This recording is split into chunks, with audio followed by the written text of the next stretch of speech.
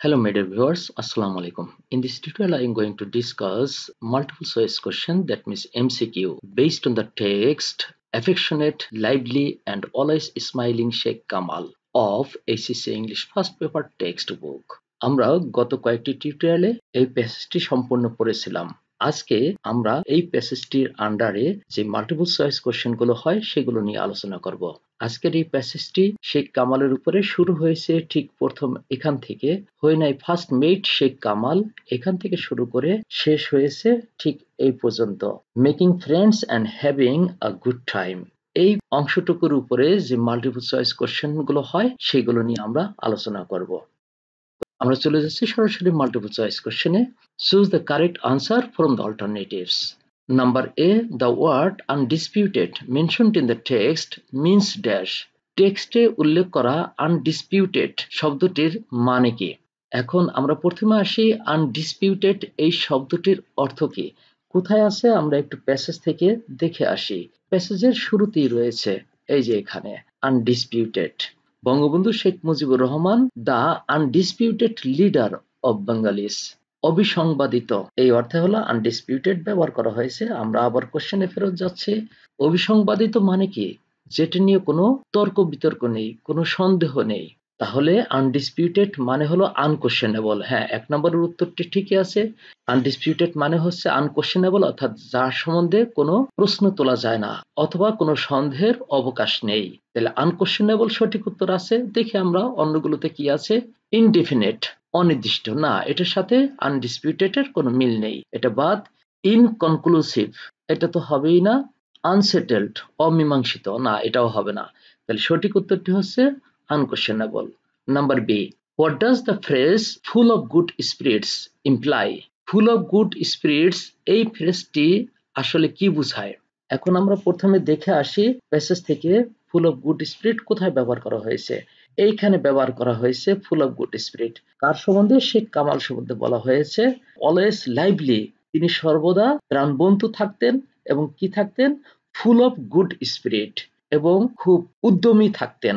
তাহলে আমরা আবার কোশ্চেনে ফেরত যাচ্ছি। এখানে দেখি কি আছে। Full of good feeling, good feeling দ্বারা পরিপূর্ণ, না, এটা কাছাকাছি হলেও খুব বেশি ভালো অর্থ বুঝায়নি। Cheerfulness, full of good spirits আর চেয়ারফুলনেস একই অর্থ। চেয়ারফুলনেস হচ্ছে প্রাণবন্ত অথবা হাসি খুশি, এগুলোকে বোঝায়। তাহলে ফুল অফ গুড স্পিরিটস আর চেয়ারফুলনেস একই অর্থ, বিধায় এটাই সঠিক উত্তর। টুক অ্যাওয়ে, টেক অ্যাওয়ে থেকে এসেছে টুক অ্যাওয়ে। টেক অ্যাওয়ে হচ্ছে কোনো কিছু ছাড়িয়ে নিয়ে যাওয়া, বিশেষ করে টেক অ্যাওয়ে ফুড রয়েছে, এটা টেক অ্যাওয়ে একসাথেও লেখা যায়, আলাদাও লেখা যায়। এখানে টেক অ্যাওয়ের পাস্ট টেন্স আছে টুক অ্যাওয়ে। তাহলে টেক অ্যাওয়ে থেকে টুক অ্যাওয়ে হয়েছে, এটা তো হবেই না, অর্থের সাথে এখানে কোনো মিল নেই। গট আউট, গেট আউট থেকে হয়েছে গট আউট, বেরিয়ে যাওয়া, না, এর গট আউট বেরিয়ে গিয়েছিল, এটার সাথে কোনো মিল নেই। তাহলে দেখা যাচ্ছে ফুল অফ গুড স্পিরিটস এর মানে হচ্ছে চেয়ারফুলনেস, এটাই সঠিক উত্তর। Number C, the word vividly mentioned in the passage means. এই প্যাসেজে উল্লেখ করা ভিভিডলি শব্দটি বলতে কি বোঝাচ্ছে? আমরা একটু দেখে আসি আসলে প্যাসেজে ভিভিডলি শব্দটা কোথায় কিভাবে ব্যবহার করা হয়েছে। আমরা একটু সামনে এগিয়ে যাই, দেখি ভিভিডলি শব্দটা ঠিক এখানে রয়েছে। Even now I remember vividly a number of occasions when I met him up close. আমি যখন তার সাথে অর্থাৎ শেখ কামালের সাথে দেখা করেছিলাম, ঠিক তখনকার অনেক ঘটনাই আমার কাছে খুব সুস্পষ্ট মনে পড়ছে। তাহলে এখানে ভিভিডলি হচ্ছে ক্লিয়ারলি এই অর্থে, তবে ভিভিডলি কিন্তু জলজ্যান্ত অর্থেও ব্যবহার করা হয় অথবা সুস্পষ্ট ভাবে, আবার ক্ষেত্র বিশেষে হচ্ছে কালারফুলি সেই অর্থে ব্যবহার করা হয়, তবে এখানে সুস্পষ্ট অর্থে ব্যবহার করা হয়েছে। দেখে এখানে কি আছে, ব্রিলিয়ান্টলি। হ্যাঁ, ভিভিডলি মানে কিন্তু ব্রিলিয়ান্টলিও হয়, তবে এই প্যাসেজের যেখানে ভিভিডলি শব্দটা ব্যবহার করা হয়েছে সেই অর্থে এখানে ব্রিলিয়ান্টলি হবে না, এটা বাদ। রিচলি, সমৃদ্ধভাবে, না, এটা একেবারে মিলে না, এটা বাদ। তারপরে হচ্ছে কালারফুল্লি, কালারফুল্লি আর ভিভিডলি একই অর্থ, তবে এই টেক্সট অনুসারে কালারফুল্লি কে বুঝাবে না, কারণ এখানে ভিভিডলি বলতে হচ্ছে ক্লিয়ারলি কে বোঝাচ্ছে, যেমন এখানেই দেওয়া আছে ক্লিয়ারলি। তাহলে ক্লিয়ারলি হবে হচ্ছে সঠিক উত্তর। Number D, Sheikh Kamal became the centre of dash during their journey. তাদের ভ্রমণের সময় শেখ কামাল ছিলেন ড্যাশের কেন্দ্রবিন্দু। কিসের কেন্দ্রবিন্দু? প্লেইং, খেলাধুলার কেন্দ্রবিন্দু না, তখন তো জার্নি করার সময় তো খেলাধুলার সুযোগই নেই। প্যাসেজে প্লেইং কথাটা বলা আছে, কিন্তু এই ক্ষেত্রে সেটা হবে না। অ্যাট্রাকশন, হ্যাঁ, সকল মনোযোগের কেন্দ্রবিন্দু ছিলেন শেখ কামাল, এটা সঠিক উত্তর আছে। তারপর লাফটার, হাসাহাসি কেন্দ্রবিন্দু, কিছুটা রাইট। দেখা যাক, আমরা প্যাসেজ দেখে আসবো। তারপর কনভারসেশন, কনভারসেশন হচ্ছে কথোপকথন, কথোপকথনের ক্ষেত্রে কিছুটা রাইট হতে পারে। তবে আমরা দেখে আসি প্যাসেজ আসলে কি বলছে। আমরা প্যাসেজে চলে যাচ্ছি, আমরা একটু সামনে এগিয়ে যাই, দেখি। এখানে বলা হয়েছে, on our way to the place and back everywhere in it and all day long Kamal was the life of our group. তার মানে কামাল ছিলেন আমাদের দলের প্রাণ, প্রাণ মানে আকর্ষণের কেন্দ্রবিন্দু। তাহলে সেই Kamal became the centre of dash during their journey. তাহলে প্লেইং হবে না, অ্যাট্রাকশন ঠিক আছে, লাফটার হবে না, কনভারসেশন হবে না। কনভারসেশন, লাফটার এটা কিছুটা রাইট, কিন্তু এটা সে ভালো উত্তর হচ্ছে অ্যাট্রাকশন। তাহলে সকল কিছুর কেন্দ্রবিন্দু অ্যাট্রাকশন হবে, তাহলে সঠিক উত্তর। Number A, what is the closest meaning of the word reinforced mentioned in the text? এই টেক্সটে উল্লেখ করা রিইনফোর্সড শব্দটির কাছাকাছি মিনিং কোনটি? আমরা প্যাসেজ থেকে ঘুরে আসি, দেখে আসি রিইনফোর্সড শব্দটা কোথায় কিভাবে ব্যবহার করা হয়েছে। এইখানে ব্যবহার করা হয়েছে, I was reinforced in the believe, আমার বিশ্বাসটা আরো সুদৃঢ় হলো। তাহলে রিইনফোর্সড হচ্ছে সুদৃঢ় হওয়া। টেক অ্যাওয়ে, আমরা এইখানে টেক অ্যাওয়ে শব্দটা পেয়েছিলাম। টেক অ্যাওয়ের পাস্ট টেন্স আছে টুক অ্যাওয়ে, এটা আলাদাও লেখা যায় আবার একসাথেও লেখা যায়। এখানে সেই টেক অ্যাওয়ে শব্দটি আছে, অর্থাৎ কোনো খাবার হোটেল বা রেস্টুরেন্ট থেকে কিনে বাসায় বা অন্য কোথাও চলন্ত পথে খাওয়া যায়, এই পদ্ধতিটার নাম হচ্ছে টেক অ্যাওয়ে, যেমন টেক অ্যাওয়ে ফুড। এখন এখানে টেক অ্যাওয়ে তো হবেই না, কারণ রিইনফোর্সড এর সাথে টেক অ্যাওয়ের কোনো মিল নেই। ব্রাইটেন্ড, উজ্জ্বল করেছিল, না, এটার সাথেও মিল নেই। স্ট্রেনথেন্ড, শক্তিশালী করেছিল, হ্যাঁ, এটার সাথে পুরোপুরি মিল আছে, এটাই সঠিক উত্তর। আন্ডারমাইন্ড, না, এটা হবে না। তাহলে স্ট্রেনথেন্ড এটি হবে সঠিক উত্তর। আমরা একটু এগিয়ে যাই, এক্সট্রা কতগুলো প্রশ্ন আছে সেগুলো করে ফেলি। Number A, what is the closest synonym of the word mutual? Mutual শব্দটির সবচেয়ে কাছাকাছি সিনোনিম কোনটি? মিউচুয়াল মানে হচ্ছে পারস্পরিক। তাহলে দেখি এটার কাছাকাছি মিনিং কোনটা হয়। নন রেসিপ্রোকাল, রেসিপ্রোকাল হলে পারস্পরিক অর্থ বোঝায়, কিন্তু নন রেসিপ্রোকাল উল্টো অর্থ হয়ে গেছে, এটা সিনোনিম না হয়ে অ্যান্টোনিম হয়েছে, এটা বাদ। তারপর কি আছে, রেসিপ্রোকাল, এটা সম্পূর্ণ সঠিক আছে। মিউচুয়াল আর রেসিপ্রোকাল একই, অর্থাৎ মিউচুয়ালের সিনোনিম হচ্ছে রেসিপ্রোকাল, এটাই সঠিক উত্তর। মাইগ্রেট, মাইগ্রেট হচ্ছে দেশান্তর করা, অর্থাৎ এক দেশ থেকে অন্য দেশে চলে যাওয়া। মাইগ্রেট ভার্ব, না, এটার সাথে কোনো মিল নেই। আর মিউচুয়াল এটা হচ্ছে অ্যাডজেক্টিভ, আর মাইগ্রেট হচ্ছে ভার্ব, মাইগ্রেশন নাউন, এটার সাথে কোনো আসলে মিলই নেই, কারণ অ্যাডজেক্টিভ হইতে হবে। যেমন রেসিপ্রোকাল কিন্তু অ্যাডজেক্টিভ ছিল এবং অর্থগতভাবেও ঠিকই আছে। হ্যাবিচুয়াল, হ্যাবিট নাউন থেকে হ্যাবিচুয়াল অ্যাডজেক্টিভ এসেছে, অর্থাৎ অভ্যাসবশত, এটার সাথে আবার মিউচুয়ালের কোনো মিল নেই, যদিও এটা অ্যাডজেক্টিভ কিন্তু অর্থের কোনো মিল নেই। সুতরাং মিউচুয়ালের সঠিক সিনোনিমটা হচ্ছে রেসিপ্রোকাল, এটি হবে সঠিক উত্তর। Number G, the writer comes of A middle class dash, লেখক মিডল ক্লাস ড্যাশ থেকে এসেছিলেন। ফ্যামিলির কথা বলা হয়েছে, এটাই সঠিক উত্তর। এডুকেশন এই কথা প্যাসেজে নেই, সোসাইটিও বলা নেই, ভিলেজও বলা নেই, মিডল ক্লাস ফ্যামিলি থেকে তিনি এসেছিলেন, সুতরাং এখানে প্যাসেজ অনুসারে ফ্যামিলি হবে সঠিক উত্তর। Number H, Sheikh Kamal actively interested in dash, Sheikh Kamal actively interested ছিলেন কিসে? মিউজিকের কথা বলা হয়েছে, অ্যাক্টিভলি ইন্টারেস্টেড। তারপর আমরা একটু প্যাসেজ দেখে আসি, এখানে তথ্যটি দেওয়া আছে। তার মানে শেখ কামাল মিউজিকে অ্যাক্টিভলি ইন্টারেস্টেড ছিলেন। আমরা আবার কোশ্চেনে ফেরত যাচ্ছি, তাহলে বোঝা যাচ্ছে মিউজিক কোথায় আছে, এইখানে মিউজিক আছে, এটাই সঠিক উত্তর। সিঙ্গিং হবে না, রেকর্ডিং হবে না, ড্রামা হবে না, এইগুলোতে কিন্তু ইন্টারেস্টেড ছিলেন, কিন্তু অ্যাক্টিভলি ইন্টারেস্টেড কথা বলা হয়েছে একমাত্র মিউজিকের ক্ষেত্রে, সুতরাং সেটাই হবে সঠিক উত্তর। Number I, the word everywhere mentioned in the passage signifies dash, প্যাসেজে উল্লেখ করা এভরিহোয়ার শব্দটির অর্থ কি? আমরা দেখে আসি প্যাসেজে এভরিহোয়ার শব্দটি কোথায় কিভাবে ব্যবহার করা হয়েছে।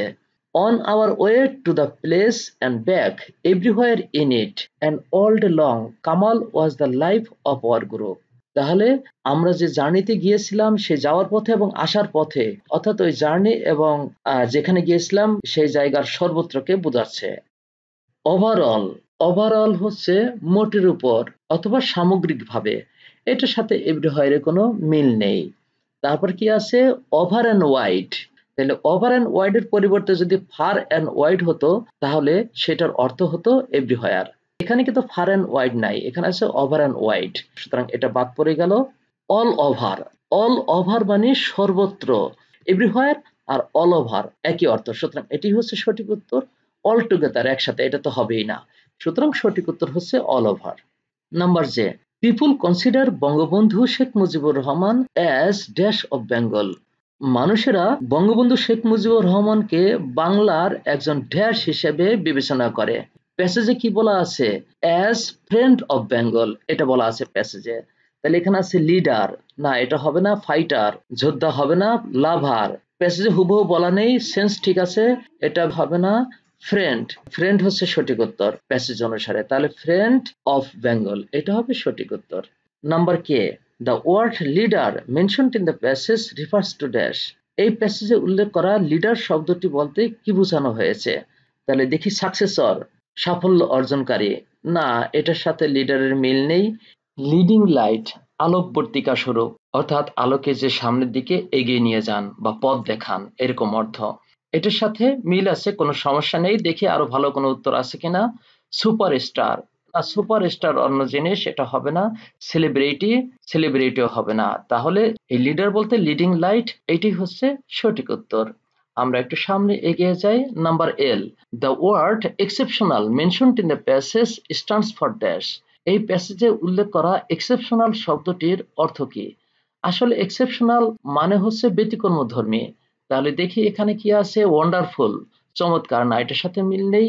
অর্ডিনারি, স্বাভাবিক, স্বাভাবিক হচ্ছে এক্সেপশনালের অ্যান্টোনিম, তাহলে এক্সেপশনালের অ্যান্টোনিম হয়ে গেল, এটা হবে না। ইনকম্পারেবল, অতুলনীয়, এক্সেপশনাল হচ্ছে ইনকম্পারেবল, অতুলনীয়, এটাই সঠিক উত্তর। তারপর কি আছে ইউজুয়াল, ইউজুয়াল হচ্ছে অ্যান্টোনিম মানে স্বাভাবিক, যেটা এক্সেপশনালের বিপরীতার্থক শব্দ হয়ে গেল, এটা হবে না। তাহলে সঠিক উত্তর হচ্ছে incomparable. Number M, the word sense mentioned in the passage means dash. প্যাসেজে ব্যবহার করা হয়েছে যে সেন্স শব্দটি, সেটার আসলে অর্থ কি? আমরা দেখে আসি আসলে সেন্স কোথায় কিভাবে ব্যবহার করা হয়েছে। Not exceptional in any sense, অর্থাৎ আমি একটা মিডল ক্লাস পরিবার থেকে এসেছিলাম, এর বাইরে তেমন কিছু না। সেন্স মানে হলো উইজডম, জ্ঞান, না জ্ঞান অর্থে ব্যবহার করা হয় নাই। সেন্স কিন্তু নলেজকে বোঝায় বা জ্ঞানকে বোঝায়, কিন্তু এখানে প্যাসেজ অনুসারে সেটা সঠিক উত্তর নয়। ফিল, ফিল মানে অনুভব করা, সেন্স কিন্তু ফিলকে বোঝায়, অর্থাৎ সেন্স আছে কিনা, অর্থাৎ সে ফিল করে কিনা, অনুভব করে কিনা, এটা বোঝায়, কিন্তু প্যাসেজ অনুসারে এটা হবে না, এটা বাদ। ওখানে বলা আছে ইন এনি সেন্স, মানে কোনো ক্ষেত্রেই, সেটা আর কিছু না।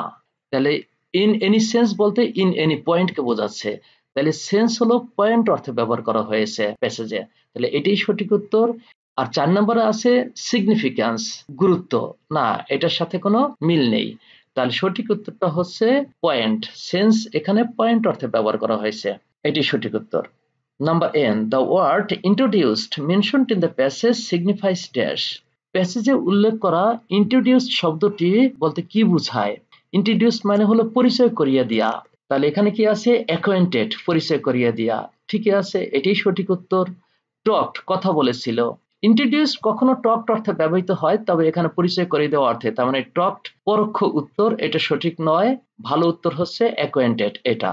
তারপর ইনিশিয়েটেড, সূচনা করেছিল। ইন্ট্রোডিউসড কিন্তু কখনো কখনো ইনিশিয়েটেড অর্থে ব্যবহার করা হয়, তবে এখানে পরিচয় করিয়ে দেওয়া অর্থে, বিধায় অ্যাকোয়েন্টেড বেশি ভালো উত্তর। কনসিডার্ড, বিবেচনা করেছিল, না এটা হবে না।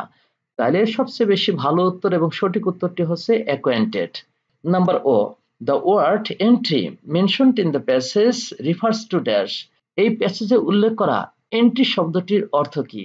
এন্ট্রি হচ্ছে প্রবেশ, তাহলে দেখি এক্সেস, এক্সেস হচ্ছে অতিরিক্ত, এটা বাদ। অ্যাক্সেস, অ্যাক্সেস আর এক্সেস এক নয়, অ্যাক্সেস হচ্ছে প্রবেশ বা প্রবেশাধিকার, এন্ট্রি আর অ্যাক্সেস একই অর্থ, সুতরাং এটাই সঠিক উত্তর। তারপর কি আছে এক্সেল, এক্সেল কিন্তু ছাড়িয়ে যাওয়া অর্থে ব্যবহার করা হয় যখন এক্সেল ভার্ব হিসেবে ব্যবহার করে, না এই অর্থে অবশ্যই এন্ট্রি হবে না। ম্যানার, স্বভাব, এটা তো হবেই না, তাহলে এন্ট্রি এর সঠিক উত্তরটা হচ্ছে access. Number P, what is the antonym of the word mutual. Mutual শব্দটা আমরা আগে পেয়েছি একদম প্রথম দিকে। মিউচুয়াল মানে হচ্ছে পারস্পরিক, কিন্তু এটার সিনোনিম চাইনি, এটার অ্যান্টোনিম এখানে চেয়েছে। মিউচুয়াল মানে পারস্পরিক, তাহলে উল্টোটা হবে কি অপারস্পরিক, এরকম কোনো কিছু হবে। ইন্টিমেট, না ইন্টিমেট হচ্ছে মিউচুয়ালের সিনোনিমের কাছাকাছি শব্দ হয়ে গেল অনেকটা। ক্লোজ, ক্লোজও কিন্তু মিউচুয়ালের অনেকটা সিনোনিমের কাছাকাছি। তারপর হলো কি বোথ 1 and 2, অর্থাৎ 1 এবং 2 নম্বর যা আছে, হ্যাঁ এই দুটাকেও কিন্তু বোঝায়, কিন্তু সেটা মিউচুয়ালের সিনোনিম, চেয়েছে কিন্তু অ্যান্টোনিম, তাহলে 3 নম্বরটিও সঠিক উত্তর হবে না। তারপর কি আছে নন রেসিপ্রোকাল, হ্যাঁ মিউচুয়াল বলতে রেসিপ্রোকালকে বোঝায়, কিন্তু বোঝায় না কোনটিকে, নন রেসিপ্রোকালকে বোঝায় না। নন রেসিপ্রোকাল হচ্ছে রেসিপ্রোকালের অ্যান্টোনিম, অর্থাৎ মিউচুয়ালের অ্যান্টোনিম। তাহলে নন রেসিপ্রোকাল অর্থাৎ অপারস্পরিক, এইটা হবে সঠিক উত্তর। Number Q, the word greeted mentioned in the passage means dash. এই প্যাসেজে উল্লেখ করা গ্রিটেড শব্দটির অর্থ কি? আসলে গ্রিট মানে হচ্ছে সম্ভাষণ করা বা সাদরে গ্রহণ করা। তাহলে দেখি এখানে কি আছে, ওয়েলকামড। ওয়েলকামড আর গ্রিটেড একই অর্থ, সুতরাং এটাই সঠিক উত্তর। দেখি অন্যগুলো কি আছে। ইগনোরড, উপেক্ষা করেছিল, না এটা তো অ্যান্টোনিম হয়ে গেল, এটা হবে না, বাদ। টুইস্টেড, মুচড়িয়েছিল, না এটা তো একেবারে হবে না। ওয়ান্ডার্ড, আশ্চর্য হয়েছিল, না হবে না। তাহলে গ্রিটেড এর সঠিক উত্তরটি হচ্ছে welcomed. Number R, the word warm mentioned in the passage means dash. এই প্যাসেজে উল্লেখ করা ওয়ার্ম শব্দটির অর্থ কি? ওয়ার্ম মানে হচ্ছে উষ্ণ। আমরা একটু প্যাসেজ দেখে আসি ওয়ার্ম শব্দটি কোথায় কিভাবে ব্যবহার করা হয়েছে। এইখানে বলা আছে এ ওয়ার্ম হ্যান্ডশেক, উষ্ণ করমর্দন, মানে যেখানে খুব আন্তরিকতা থাকে। তাহলে এখানে উষ্ণ বলতে তাপমাত্রাকে বোঝায় নাই, বরং উষ্ণ বলতে মূলত কর্ডিয়াল অথবা ফ্রেন্ডলি, এটাকে বোঝাচ্ছে। তাহলে দেখি, ওয়ার্ম হচ্ছে টেম্পারেট। টেম্পারেট মানে হচ্ছে নাতিশীতোষ্ণ, না অতি শীত না অতি উষ্ণ, এটা হলো টেম্পারেট। এই প্যাসেজ অনুসারে কিন্তু টেম্পারেট হবে না। তারপর কি আছে, ওয়ার্ম মানে হলো আর্টিস্ট, না আর্টিস্ট হচ্ছে শিল্পী, এটার সাথে তো কোনো মিলই নেই। ওয়ার্ম হচ্ছে কর্ডিয়াল, হ্যাঁ ওয়ার্ম হ্যান্ডশেক তার মানে কর্ডিয়াল হ্যান্ডশেক বা ফ্রেন্ডলি হ্যান্ডশেক, এটাকে বোঝাচ্ছে, সুতরাং কর্ডিয়াল হচ্ছে সঠিক উত্তর। হিউমিড, হিউমিড হচ্ছে আর্দ্র অর্থাৎ স্যাঁতসেঁতে ভাব, এখানে কিন্তু সেই অর্থে ব্যবহার করা হয় না। এখানে ওয়ার্ম রিসেপশন বা ওয়ার্ম হ্যান্ডশেক এটা বলতে কর্ডিয়াল বা ফ্রেন্ডলিকে বোঝাচ্ছে, সুতরাং কর্ডিয়াল হচ্ছে সঠিক উত্তর। Number S, the word instantly mentioned in the passage signifies dash. প্যাসেজে উল্লেখ করা ইনস্ট্যান্টলি শব্দটির অর্থ কি? আমরা যতটুকু জানি ইনস্ট্যান্টলি শব্দটা ঠিক তৎক্ষণাৎ অর্থেই ব্যবহার করা হয়েছে। ইমিডিয়েটলি, হ্যাঁ ইমিডিয়েটলি আর ইনস্ট্যান্টলি একই অর্থ, সুতরাং এটাই সঠিক উত্তর। গ্রাজুয়ালি, ধীরে ধীরে, না এটা হবে না। রাইটলি, ইনস্ট্যান্টলি কিন্তু কখনো কখনো রাইটলি হিসেবে ব্যবহার করা হয়, কিন্তু প্যাসেজ অনুসারে ইনস্ট্যান্টলিকে রাইটলি অর্থে ব্যবহার করা হয়নি, বিধায় এটা বাদ। ইউনিকলি, এককভাবে, না এটা তো হবেই না। তাহলে ইনস্ট্যান্টলি মানে হচ্ছে ইমিডিয়েটলি, এটাই সঠিক উত্তর। Number T, the word hugely mentioned in the passage refers to dash. প্যাসেজে উল্লেখ করা হিউজলি শব্দটির অর্থ কি? আমরা একটু দেখে আসি। হি ওয়াজ হিউজলি পপুলার, তিনি ছিলেন চরম পপুলার বা জনপ্রিয়। তাহলে হিউজলি মানে এখানে এক্সট্রিমলি অথবা এক্সটেন্সিভলি এই অর্থে ব্যবহার করা হয়েছে। দেখি আমরা কোশ্চেনে কি বলেছে। হিউজলি এর মানে হচ্ছে স্লাইটলি, এটা অ্যান্টোনিম হয়ে গেল, অর্থাৎ হালকা ভাবে, ক্ষীণ ভাবে, না হিউজলি মানে বিশাল ভাবে বা চরম ভাবে এই অর্থে ব্যবহার করা হয়েছে, সুতরাং স্লাইটলি এটা অ্যান্টোনিম হয়ে গেছে, এটা বাদ। তারপর স্কলারলি, পাণ্ডিত্যপূর্ণ ভাবে, না এটার সাথে হিউজলির কোনো মিল নেই। তারপর হোললি, সমগ্র ভাবে, না এটার সাথেও কোনো তেমন মিল নেই। এক্সট্রিমলি, চরম ভাবে, হ্যাঁ হিউজলি বলতে এক্সট্রিমলি অথবা এক্সটেন্সিভলি এই অর্থে ব্যবহার করা হয়েছে, চরম ভাবে, সুতরাং এটাই সঠিক উত্তর। আমরা চলে যাই পরেরটা, number U, the synonym of the word popular mentioned in the passage is dash. প্যাসেজে উল্লেখ করা পপুলার শব্দটির অর্থ কি? আমরা একটু আগে দেখে আসলাম যে শেখ কামালের কথা বলা হয়েছে যে হি ওয়াজ হিউজলি পপুলার, তিনি ছিলেন চরমভাবে জনপ্রিয়। তাহলে পপুলার মানে প্রিয় বা প্রশংসিত, এরকম কোন অর্থ ব্যবহার করা হবে? দেখি, অ্যাডমায়ার্ড, হ্যাঁ পপুলার আর অ্যাডমায়ার্ড একই অর্থ, এটাই সঠিক উত্তর। ফ্যাশনেবল, শৌখিন, না এটার সাথে পপুলারের কোনো মিল নেই। কমন, স্বাভাবিক বা সাদাসিধে বা মিল আছে এমন, না এটার সাথে কোনো মিল নেই। প্রিভ্যালেন্ট, প্রাধান্য পায় এমন বা প্রভাব বিস্তারকারী, না এটার সাথেও তেমন কোনো মিল নেই। তাহলে পপুলার মানে হচ্ছে অ্যাডমায়ার্ড, এটাই সঠিক উত্তর প্যাসেজ অনুসারে। Number V, the word example mentioned in the passage means dash. এই প্যাসেজে উল্লেখ করা এক্সাম্পল শব্দটির অর্থ কি? এক্সাম্পল মানে উদাহরণস্বরূপ এই অর্থে। তাহলে এক্সাম্পল মডেল না, এক্সাম্পল কখনো মডেল হিসেবে ব্যবহার করা হয়, তবে প্যাসেজ অনুসারে মডেল হবে না। ইনস্ট্যান্স, ইনস্ট্যান্স আর এক্সাম্পল হুবহু একই অর্থ, মানে উদাহরণস্বরূপ। তাহলে 2 নম্বরটি হচ্ছে সঠিক উত্তর। স্ট্যান্ডার্ড, এক্সাম্পল কখনো কখনো স্ট্যান্ডার্ড হিসেবে ব্যবহার করা যেতে পারে, সেটা প্যাসেজের উপর ডিপেন্ড করে, কিন্তু এই প্যাসেজে এক্সাম্পলকে স্ট্যান্ডার্ড অর্থে ব্যবহার করা হয়নি, সুতরাং এটা বাদ। প্যাটার্ন, এক্সাম্পল প্যাটার্ন অর্থ ব্যবহার করা হয়, তবে প্যাসেজ অনুসারে এক্সাম্পল প্যাটার্ন অর্থে ব্যবহার করা হয়নি, বিধায় এটা বাদ। তাহলে সঠিক উত্তরটা হচ্ছে এক্সাম্পল মানে হচ্ছে instance. Number W, the word right mentioned in the passage refers to dash. প্যাসেজে উল্লেখ করা রাইট শব্দটি বলতে কি বোঝায়? আমরা দেখে আসি রাইট শব্দটি প্যাসেজে কোথায় কিভাবে ব্যবহার করা হয়েছে। এখানে বলা হয়েছে he was hugely popular in his own right by then. তার নিজের গুণেই তিনি পপুলার হয়েছিলেন, বাবার পরিচয় অন্য কোনো পরিচয় নয়। তাহলে রাইট এখানে গুণ অর্থে ব্যবহার করা হয়েছে, অর্থাৎ রাইট মানে মেরিট। দেখে আমরা কোশ্চেনে ফেরত যাই, সেখানে কি অর্থে ব্যবহার করা হয়েছে। রাইট মানে কারেক্ট, হ্যাঁ রাইট কিন্তু কারেক্টকে বোঝায়, রাইট মানে সঠিক, কারেক্ট মানে সঠিক, কিন্তু প্যাসেজে সেটা বলেনি, সুতরাং এটা বাদ। তারপর প্রিসাইজ, রাইট কিন্তু প্রিসাইজ অর্থ ব্যবহার করা হয়, প্রিসাইজ মানে সঠিক, এক্স্যাক্টলি এই অর্থে ব্যবহার করে। রাইট মানে এক্সাক্ট অর্থ ব্যবহার করে, অর্থাৎ প্রিসাইজ অর্থ ব্যবহার করে, কিন্তু প্যাসেজে সেই অর্থে ব্যবহার করা হয়নি, সুতরাং এটা বাদ। মেরিট, হ্যাঁ রাইট মানে মেরিট অর্থে ব্যবহার করা হয়েছে প্যাসেজে, সুতরাং এটাই সঠিক উত্তর। তারপর সুইটেবল, রাইট কিন্তু সুইটেবল অর্থ ব্যবহার করা হয়, যেমন এটা রাইট উত্তর, তার মানে এটাই সবচেয়ে উপযোগী বা সুইটেবল উত্তর। তার মানে রাইট আর সুইটেবল এটাও একই অর্থ। রাইটের অর্থ কিন্তু কারেক্ট, প্রিসাইজ, মেরিট, সুইটেবল সবগুলোই, কিন্তু কারেক্ট, প্রিসাইজ এবং সুইটেবল এইগুলো প্যাসেজ অনুসারে কিন্তু সঠিক উত্তর নয়। প্যাসেজে মূলত রাইট বলতে মেরিটকে বোঝাচ্ছে, সুতরাং মেরিট হচ্ছে এখানে সঠিক উত্তর। Number X, the word actively mentioned in the passage means dash. প্যাসেজে উল্লেখ করা অ্যাক্টিভলি শব্দটির মানে কি? অ্যাক্টিভলি হচ্ছে সক্রিয়ভাবে, এটা adverb. Kamal actively interested in music, এরকম কথা প্যাসেজে বলা হয়েছে। তাহলে দেখি অ্যাক্টিভলি মানে প্যাসিভলি না, অ্যাক্টিভলির বিপরীত অর্থ হচ্ছে প্যাসিভলি, তেমন অ্যান্টোনিম হয়ে গেল, এটা বাদ। ইনার্টলি অভ্যন্তরীণ ভাবে না, অ্যাক্টিভলি মানে ইনার্টলি কে বোঝায়নি, এটাও বাদ। রিফ্লেক্সিভলি, রিফ্লেক্ট ভার্ব থেকে এসেছে, রিফ্লেকশন নাউন, রিফ্লেক্সিভ হচ্ছে অ্যাডজেক্টিভ, রিফ্লেক্সিভলি হচ্ছে অ্যাডভার্ব, যেটা কোনো কিছু প্রতিচ্ছায়া প্রদর্শন করে এমন ভাবে। অ্যাক্টিভলি মানে রিফ্লেক্সিভলি এটা নয়, এটা বাদ। এনথুজিয়াস্টিকলি উৎসুকভাবে, হ্যাঁ অ্যাক্টিভলি মানে সক্রিয়ভাবে, আর এনথুজিয়াস্টিকলি মানে হচ্ছে উৎসুকভাবে, মানে আগ্রহীভাবে বা নিজেই সক্রিয় থাকে নিজের ইচ্ছায় এরকম। তার মানে enthusiastically হচ্ছে সঠিক উত্তর।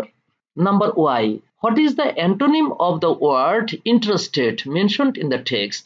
এই টেক্সটে উল্লেখ করা ইন্টারেস্টেড শব্দটির অ্যান্টোনিম কোনটি? ইন্টারেস্টেড মানে কি? কোনো কিছুতে আগ্রহী, আর এটার অ্যান্টোনিম হবে হচ্ছে অনাগ্রহী, বা যেখানে কোনো আমার ইন্টারেস্ট নেই বা উদাসীন, এরকম কোনো অর্থ হবে। তাহলে দেখি সেরকম শব্দটাকে খুঁজে বের করতে হবে। এনলিস্টেড, কোনো কিছু তালিকাভুক্ত করা হয়েছিল না, এটার সাথে ইন্টারেস্টেড অ্যান্টোনিমের কোনো মিলই নেই। তারপর কি আছে? ইন্টারাক্টেড, মিথস্ক্রিয়া, ইন্টারেস্টের সাথে কিছুটা হালকা মিল আছে, তাও সেটা সিনোনিম, অ্যান্টোনিম নয়, সুতরাং এটা এমনিতেই বাদ। এনগ্রোসড, ইন্টারেস্টেড আর এনগ্রোসড অ্যাট্রাক্টেড একই অর্থ, এটা সিনোনিম হয়ে গেছে, সিনোনিম চাইনি, সুতরাং এটা বাদ। ইনডিফারেন্ট উদাসীন, ইন্টারেস্টেড এটার বিপরীত হচ্ছে, মানে অ্যান্টোনিম হচ্ছে ইনডিফারেন্ট মানে উদাসীন, তাহলে এটাই হচ্ছে সঠিক উত্তর, কারণ অ্যান্টোনিম চেয়েছে। Number G, the word lively mentioned in the passage signifies dash. প্যাসেজে উল্লেখ করা লাইভলি শব্দটির অর্থ কি? লাইভলি হচ্ছে প্রাণবন্ত বা জীবন্ত, এখানে শেখ কামালের চরিত্রের কথা বলা হয়েছে, তিনি সর্বদা লাইভলি থাকতেন, তাইলে হচ্ছে লাইভলি প্রাণবন্ত অর্থে, অর্থাৎ এনিমেটেড, এটা সঠিক উত্তর। ইন্ডোলেন্ট অলস, ঠিক উল্টাটা হয়ে গেছে, অলস প্রকৃতির, এটা বাদ। তারপর হলো কি ওয়ারি, এটাও অলস প্রকৃতির, দুর্বল ফিবল, তার মানে এই ওয়ারি হবে না, এটা লাইভলির অ্যান্টোনিম হয়ে গেছে অনেকটা। অ্যাপাথেটিক, অ্যাপাথেটিক হচ্ছে উদাসীন, এটাও লাইভলির অ্যান্টোনিম হয়ে গেছে, তাহলে ইন্ডোলেন্ট, ওয়ারি, অ্যাপাথেটিক এগুলো অনেকটা অ্যান্টোনিমের মতো অর্থ, সুতরাং এগুলো বাদ পড়ে গেল। লাইভলি এর সঠিক অর্থটা বোঝাচ্ছে এনিমেটেড এই শব্দটা দ্বারা, সুতরাং এটাই সঠিক উত্তর। নাম্বার জি1, the word spirits mentioned in the passage means dash. Spirits হচ্ছে উদ্যমতা, তাহলে দেখি হ্যাবিটস, না, হ্যাবিটস হলো স্বভাব, আর উদ্যমতা অন্য জিনিস, এটার সাথে পুরোপুরি মিল নেই, বাদ। 2 নম্বর হচ্ছে ফোর্সেস।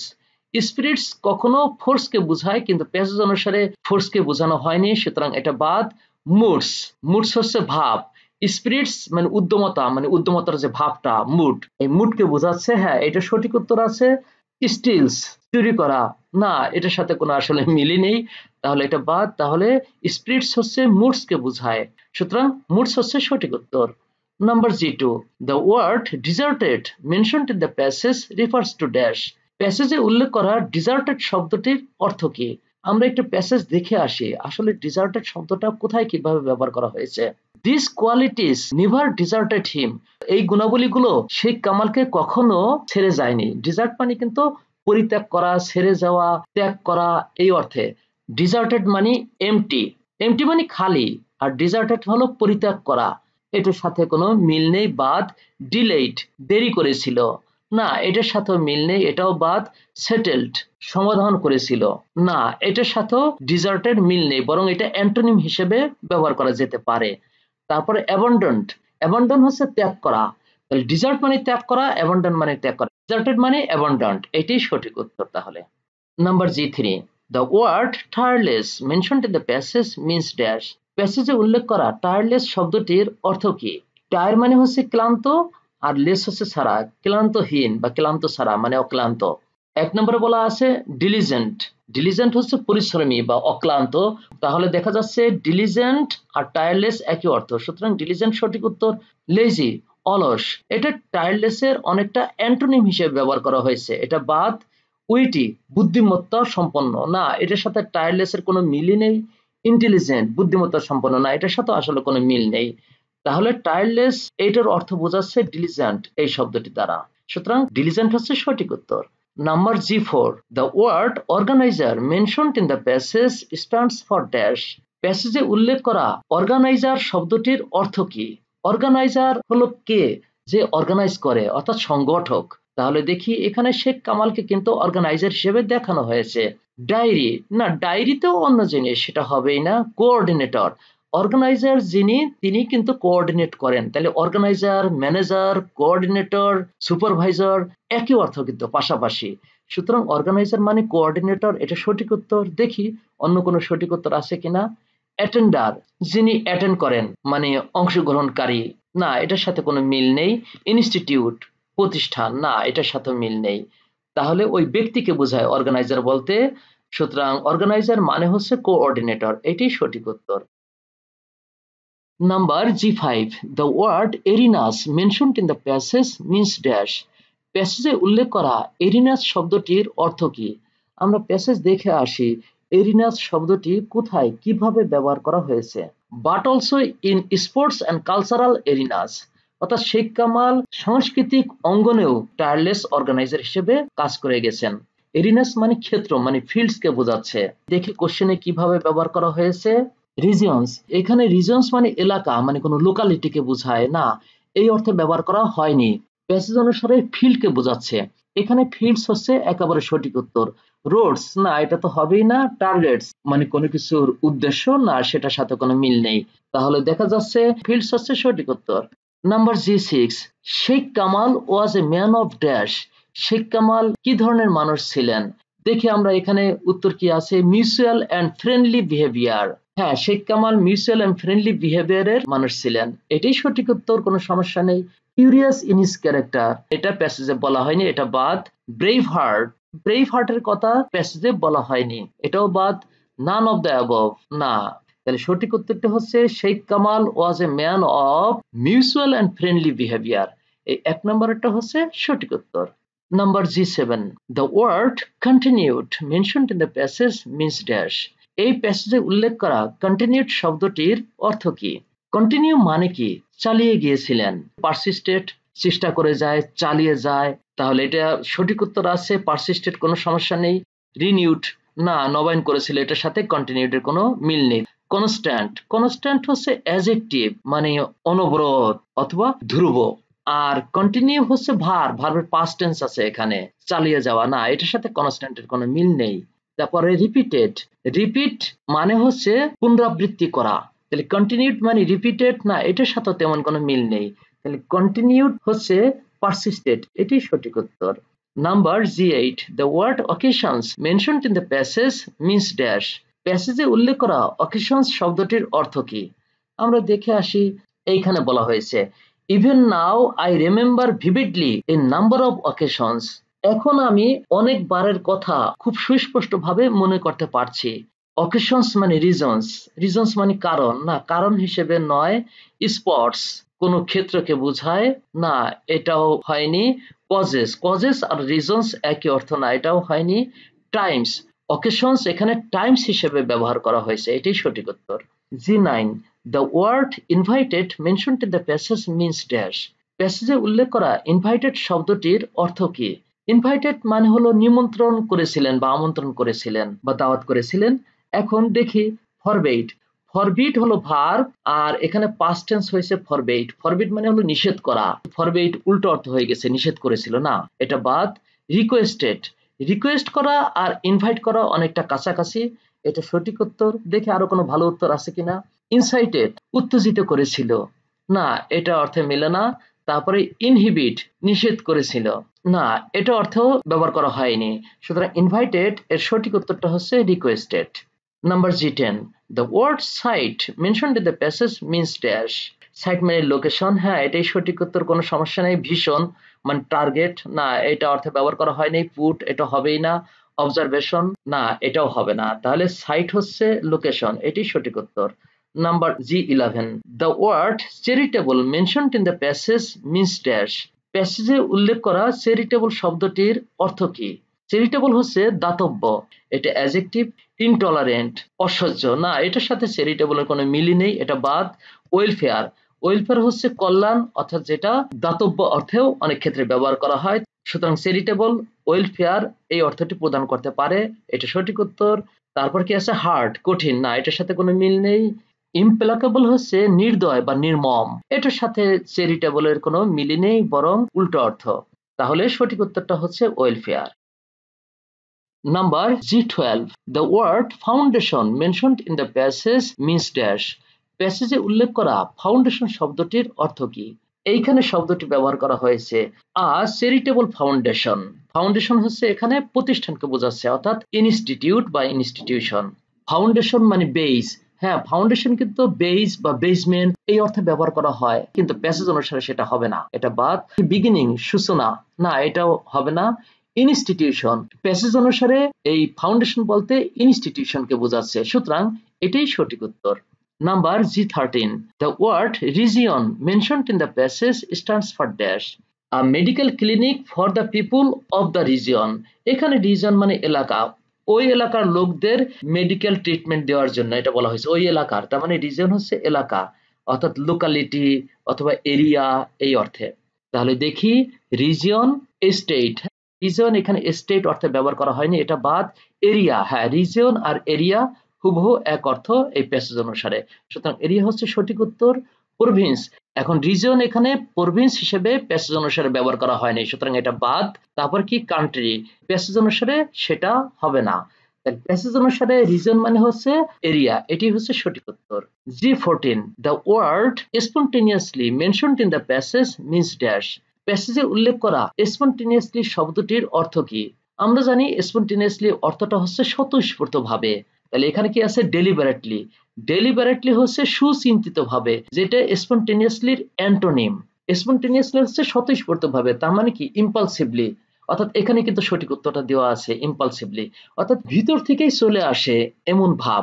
তারপর কি আছে? আর্টফুললি, আর্টের সাহায্যে না, এটা তো হবেই না, বাদ, মেলে না। ক্রেভিংলি, ক্রেভ হচ্ছে ভার্ব, মানে কোনো কিছু পাওয়ার আকাঙ্ক্ষা বা লালসা থাকা, আর ক্রেভ থেকে এসেছে ক্রেভিং, আর ক্রেভিং অ্যাডজেক্টিভ থেকে এসেছে ক্রেভিংলি অ্যাডভার্ব, কোনো কিছু পাওয়ার লালসার সাথে না, এটার সাথে আসলে স্পন্টেনিয়াসলি কোনো মিল নেই, বরং স্পন্টেনিয়াসলি মানে হচ্ছে ইম্পালসিভলি, তাহলে এটাই হবে সঠিক উত্তর।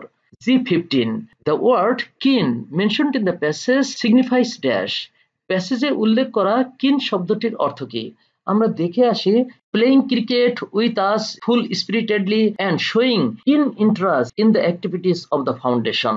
তার মানে এখানে কিন হচ্ছে একান্ত, মানে খুব বেশি, কিন হচ্ছে মাইল্ড না, কিন হচ্ছে খুব বেশি এই অর্থে, আর মাইল্ড হচ্ছে এটার অ্যান্টোনিম, মানে খুব হালকা অথবা কোমল এই অর্থে না, এটা অ্যান্টোনিম হয়ে গেল, এটা বাদ। তারপর কি স্লাইট, স্লাইটও কিনের অ্যান্টোনিম হয়ে গেল। এই মাইল্ড স্লাইট অর্থাৎ সূক্ষ্ম, কিছুটা, অল্প এই অর্থে না, এটা কিনের অ্যান্টোনিম হয়ে গেছে, এটা বাদ। মডারেট মাঝামাঝি, এটা বলতে কিন বুঝায় না, মাঝামাঝি হবে না, বরং বেশি অর্থে ব্যবহার করতে হবে। প্রোফাউন্ড গভীর, কিন ইন্টারেস্ট মানে গভীর আগ্রহ, তাহলে কিন এখানে প্রোফাউন্ড হিসেবে ব্যবহার করা হয়েছে, মানে গভীর। তাহলে এটি হচ্ছে সঠিক উত্তর। সেক্ষেত্রে বন্ধুরা, আমরা পরবর্তীতে এরকম আরো অনেক টিউটোরিয়াল নিয়ে হাজির হব, সেগুলো দেখার আমন্ত্রণ রইল। সে পর্যন্ত সবাই ভালো থাকবে, সুস্থ থাকবে। আল্লাহ হাফেজ।